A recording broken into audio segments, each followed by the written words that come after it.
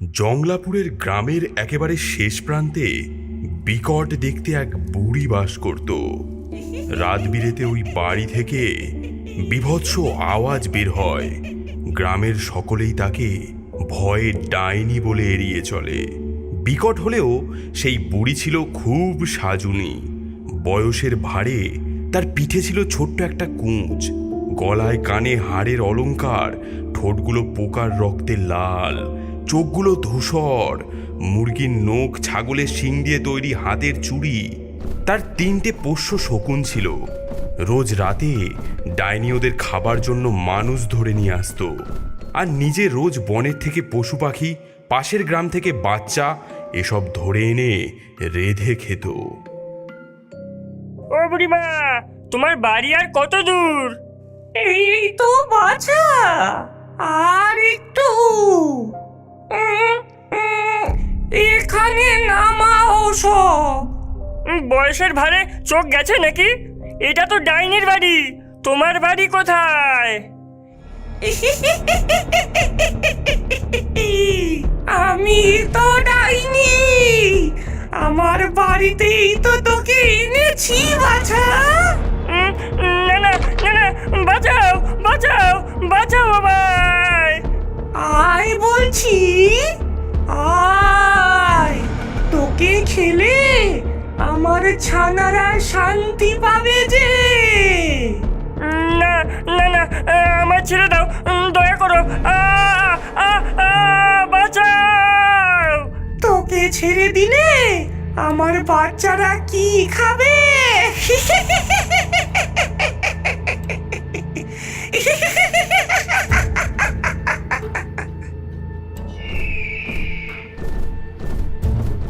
আসো সোনারা, খেয়ে নাও। না না না না না, ছেড়ে দাও ছেড়ে দাও, মেরো না মেরো না, ছেড়ে দাও। ভালো করে খাও, তোমাদের জন্য আরো রক্ত, মাংস, হাড় নিয়ে আসবো। তোমরা আর একটু বড় হলে তোমাদের জন্য জোড়া জোড়া মানুষের ছানা এনে দেব।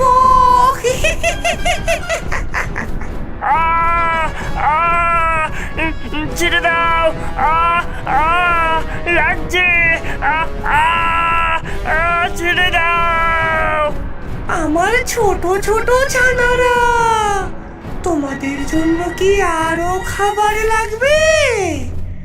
কিন্তু এভাবে তো আর বেশি দিন চলবে না, আমারও তো বয়স হচ্ছে। আমার ছানাগুলোকে তরতাজা রাখতে গেলে এবার একটা স্থায়ী ব্যবস্থা করতে হবে। আমি বরং একটা পার্লার খুলি, তাতে আমার বাইরে গিয়ে আর মানুষ খুঁজতে হবে না। বোকা বোকা মানুষের দল এমনিতেই চলে আসবে।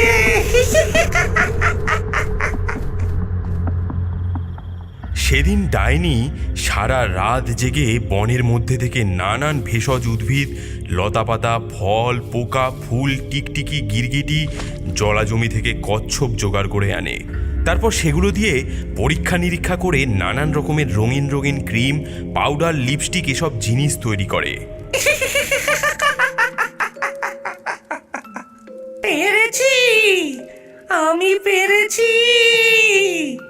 এবার এগুলো দিয়ে মানুষের ছানাদের এমন করে সাজিয়ে দেব যে আজকে রাতেই পার্লারটা একদম ঝকঝকে করে সাজিয়ে ফেলি।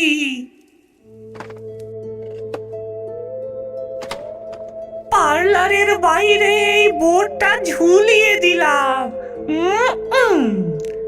আহা, কি সুন্দর নাম হয়েছে, রূপবাহারি পার্লার। যারা সাজতে আসবে তাদের এমন রূপ বার করব যে বেচারা পালাবার পথ পাবে না। আর আমার ছোট্ট ছোট্ট সুন্দর পোষ্য, তোরা হবি আমার সহকর্মী। ইটিস পিটিস হুলুক ছু, রূপ ধরে নিয়ে ছিলিকপু, আসুক তোদের নতুন হুঁশ, তোরা হয়ে যা আস্ত মানুষ।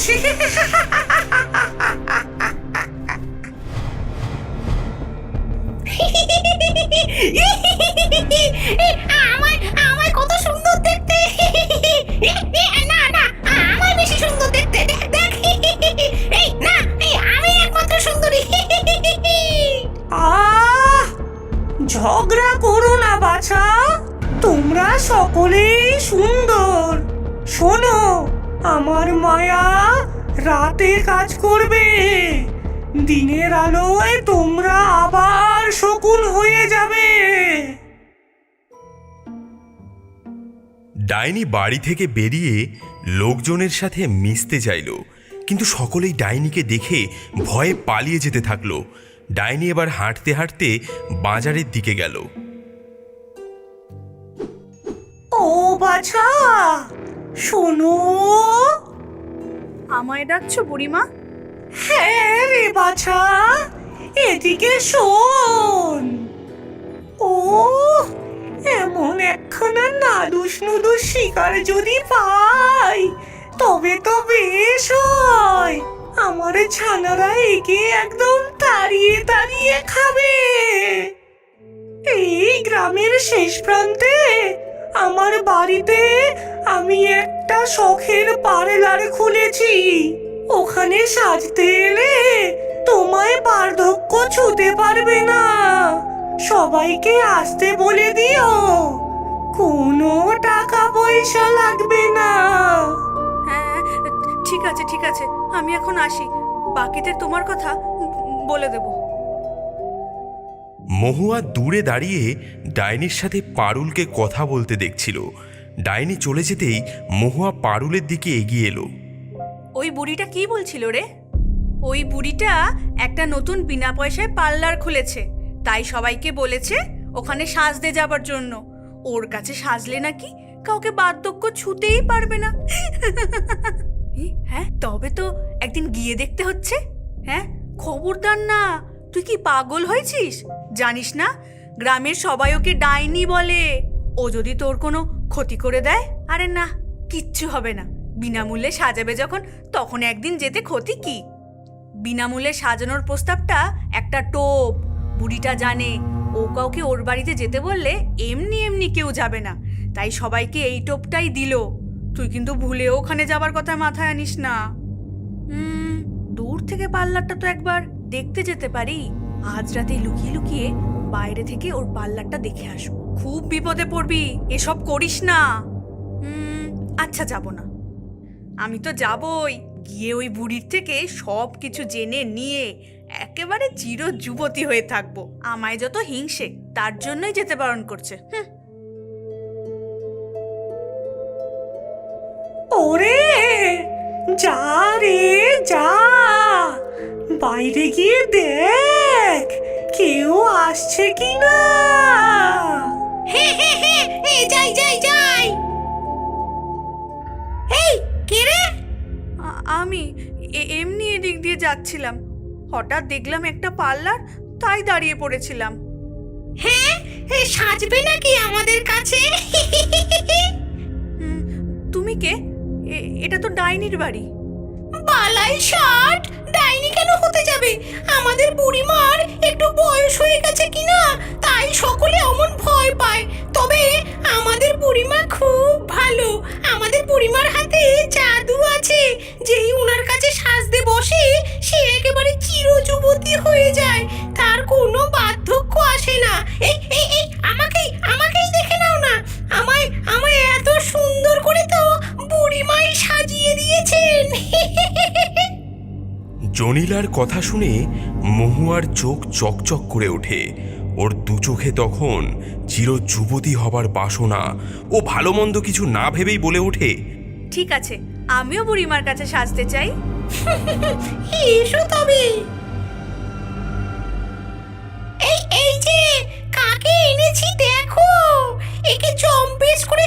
ছড়িয়ে দাও তো দেখি। এসো বাছা, এসো, এখানে বসো। ওরে জটিলা, কুটিলা, চলে আয়, তোরা তোদের কাজ শুরু কর। ও মা, কি সুন্দর একটা মেয়ে এসেছে। ওগো, মহুয়াকে একটা চেয়ারে আরাম করে শুয়ে চোখ বন্ধ করে রাখতে বলে। জটিলা ওর চোখে কচ্ছপের খোলস রেখে দেয়। এটা কি দিলে? কেমন ভাবসা গন্ধ। ওটা ভেষজ ওষুধ, ওটা দিলে চামড়া একেবারে টান টান থাকবে। আচ্ছা। ওরে, এবার ওর হাতে পায়ে মালিশ শুরু কর। এক্ষুনি শুরু করছি বুড়িমা। ডাইনির কথা মতো কুটিলা মৌমাছির রস দিয়ে প্রস্তুত তেল মহুয়ার সারা শরীরে মালিশ করতে থাকে। এটা কি মাখাচ্ছ আমায়? আমার সারা শরীর জ্বালা করছে। একটু পরেই সব জ্বালা মিটে যাবে।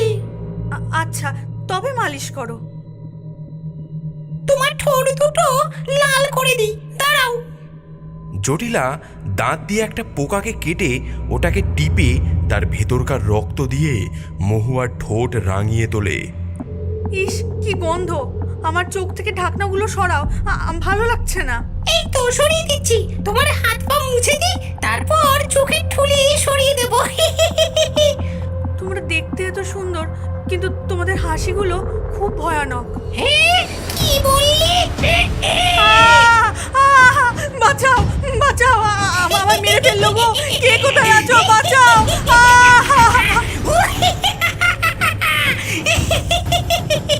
জটিলা কুটিলা ততক্ষণে মহুয়ার শরীরে চামড়া টেনে টেনে খাচ্ছে। ব্যথার চোটে মহুয়া চেয়ারে লাফিয়ে ওঠে। ওর চোখ থেকে খোলস পড়ে যায়। নিজের দিকে তাকিয়েও দেখে ওর হাত পা থেকে অঝরে রক্ত ঝরছে, আর তিনজন রূপসী সেই রক্ত চেটে চেটে খাচ্ছে। দুজন তো চামড়াগুলো কাড়াকাড়ি করে খাচ্ছে, আর ডাইনি এসব দেখে খিলখিল করে হাসছে।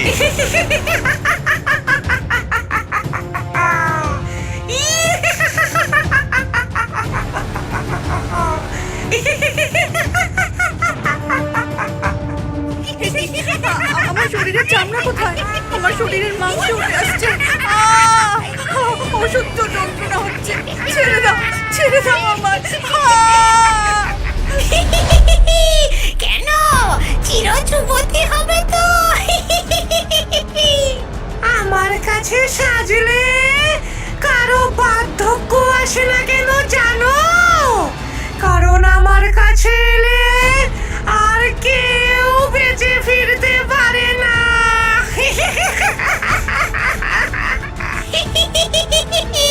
হ্যাঁ গো, এই মানুষের পো আমাদের হাতে মরতে এসেছে গো বুড়িমা, মরতে এসেছে।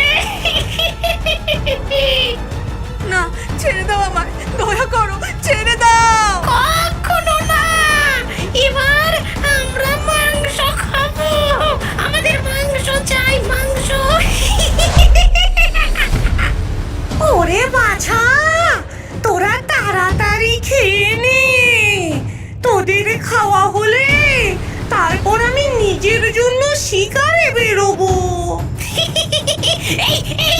এই মাথা আমার! না না, ওটা আমার শিকার, আমি এনেছি। মাথা আমি খাবো। হাত পা তোরা খা, আমি পেটটা টুকরে টুকরে খাবো। এই চোখ দুটো আমার। আমি হারচে খাবো, আমি হারচে খাবো। মাংস খেয়ে ওর হাড় দিয়েই দাঁত খোঁচাবো। মহাভোজ, মহাভোজ লেগেছে, মহাভোজ। পরদিন সকালে যখন মহুয়াকে খুঁজতে গ্রামবাসীরা জঙ্গলের দিকে আসলো, তখন তারা দেখল একটি গাছের নিচে কিছু হাড়গোড় পড়ে রয়েছে, এবং সেই গাছের ওপর বসে আছে 3টে শকুন।